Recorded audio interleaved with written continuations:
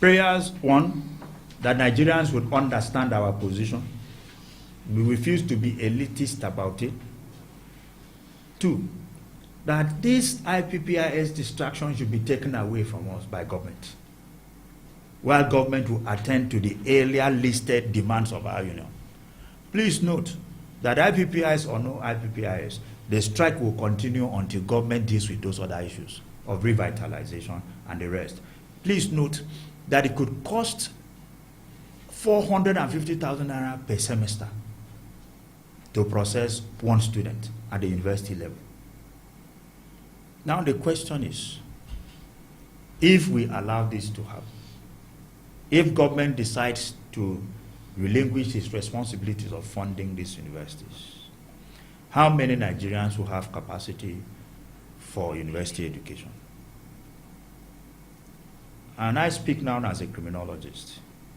If you deny people the opportunity to properly socialize themselves towards making themselves useful to themselves in future and by extension the society, the few who have this requisite socialization will not be sleeping at night, because the others who were skewed off the opportunity structure will come against them. And now I wish this would be scripted on the marble, so that if it happens tomorrow, ASUU will be vindicated. We didn't say they should fund the university into eternity, but they themselves agreed with us in 2009 that yes, they were in short by 1.3 trillion. And then in 2013, they came with 200 billion with the promise of voting in 220 billion every year for 5 years. But since then till today, only 20 billion has been released. The question is, visit universities, check out the buildings that have been raised, courtesy the 200 billion that was released.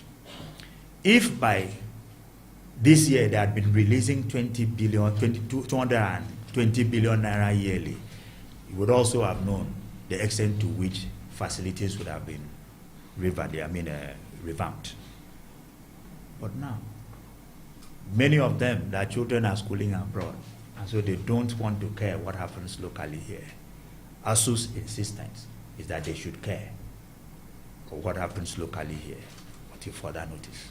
So please let them attend to those demands. We insist that IPPIS is a distraction. They must pay those salaries. They must pay the end academic allowances. They must come away. We must deal with the issues of state universities. We know the complexity therein. Then they must deal with those other issues. We insist that IPPIS is a distraction, but if they want to front burn it, we are also ready to place it on the front burner. We like to submit that from the way things are going, it looks like government is committed to making sure the universities remain closed till further notice. And I reiterate that our members will not return to the classrooms with empty stomachs. Thank you, gentlemen and ladies.